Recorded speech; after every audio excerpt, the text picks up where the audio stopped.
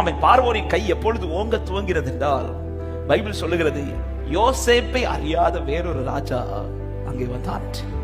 அப்ப யோசேப்பு இருக்கிறது வரையிலும் இந்த ஜனத்திற்கு எந்த பிரச்சனையுமே இல்லை. யோசேப்பு இருக்கிறதுனால ஜனம் எல்லாம் என்ன நினைச்சிருப்பாங்கன்னா, யோசேப்பு இருக்கிறதுனால எகிப்துக்குள் இருக்கிற கால வரையில நமக்கு பிரச்சனை இருக்காது. நம்மளை ஆண்டவர் பிளஸ் பண்ணிட்டே இருப்பார்.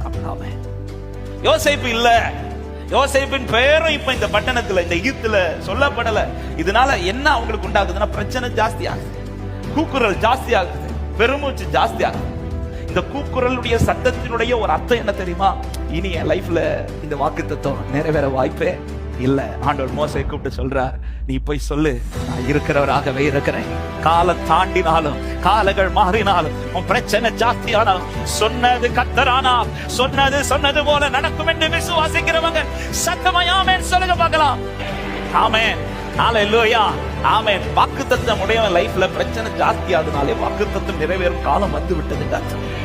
அதுதான் அப்போஸ்தலர் 7:17 வசனத்துல என்ன சொல்லிவிட்டு அடுத்த வார்த்தை சொல்லப்படுகிறது. 17 வசனத்துல சொல்லப்படுகிறது, ஆபிரகாமுக்கு தேவன் ஆணையிட்டு அருளின வாக்குத்தத்தம் நிறைவேறும் காலம் சமீபித்த போது. 18 வசனம், யோசேப்பை அறியாத வேறொரு ராஜா தோன்றினான். 19 கடைசி சொல்லப்பட்டிருக்கிறது, அவர்களை உபத்திரவப்படுத்தினார்.